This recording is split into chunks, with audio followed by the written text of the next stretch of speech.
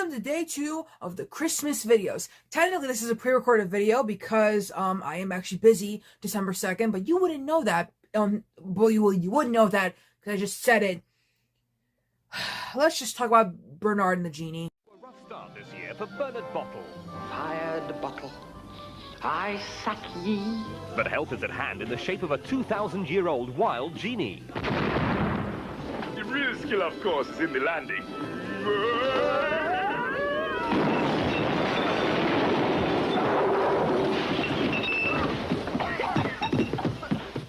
And I think I need a little more practice. Alan Cumming, Lenny Henry and Rowan Atkinson star in Bernard and the Genie, Monday at 8 on 1. Listen, guys, for this year's Christmas videos, I wanted to, do something obscure. Do something that no one would talk about normally. When you think of a Christmas video, your first thought goes to, Home Alone or,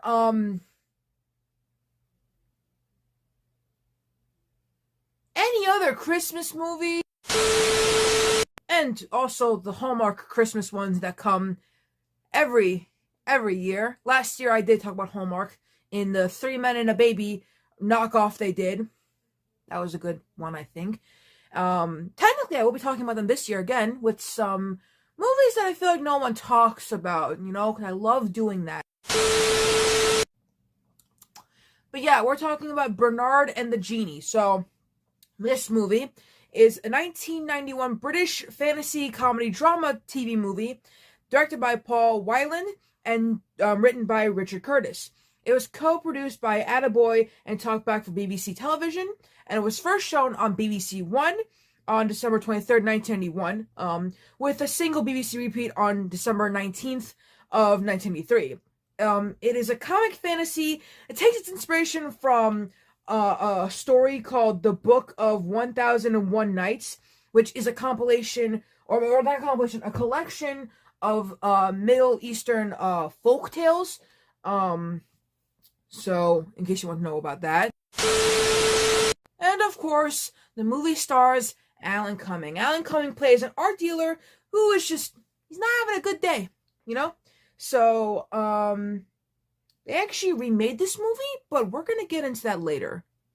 Because, you wouldn't know that the remake was a remake. You wouldn't know that? But I told you that now. But keep that in mind.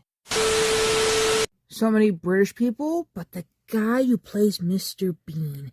Very important, I had to mention that Mr. Bean is in this movie.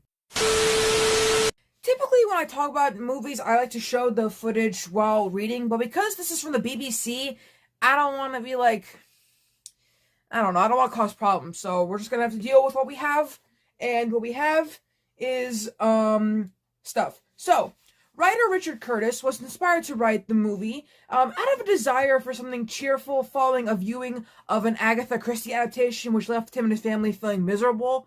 What adaptation he saw? That's a very good question, actually. I don't know what movies. Chat, someone write down below what movies in the 90s or 80s, maybe late 80s, early 90s, what Agatha Christie books that became movies came out back then. I'm actually genuinely curious now. The movie was released on VHS by CBS and Fox in North America in 1992 and in the UK by Thames Video in 1993. Now, something that I wanted to mention is where you can watch this. It was briefly obtainable to stream in the UK on the BritBox platform and is available as of December of 2022. So I think it's on BritBox, which means I don't think I'm allowed to show footage. I don't want BritBox to get mad at me. Listen, guys, I'm a big fan of the David Tennant show you guys have on there. I don't want no smoke. Alright, now let's talk about the elephant in the room. This movie is technically a remake, and now we can talk about it because Alan Cumming is actually in the remake as Bernard's boss, which is a full circle moment, kinda. So, I guess we can talk about this one. So, why is this such a thing for me to be, puzzle about? Okay, so, in the remake, Melissa McCarthy, I think, plays the Genie, if I'm correct. about that. Yeah, she's Flora. This time she's the genie, and Bernard is just played by Papa Esitu. I butchered that. I know I did. We can forgive me, right? We can forgive me. I tried. I really did. Alright, let's talk about the movie. So on December of 2022, it was reported that Universal and working title had cast Melissa McCarthy to star in the film, written, of course, by Richard Curtis, who previously wrote the other movie. And like I said before, this is a remake of that movie.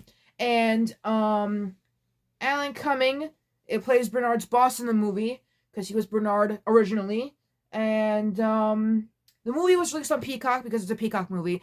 So by technical standards, it's technically like a TV movie. They didn't release this in theaters. Much like the original movie wasn't released in theaters and just shown on TV, I would consider this remake to just be like a made-for-TV movie if, you know, cable. But because it was on Peacock, it's a made-for-streaming movie.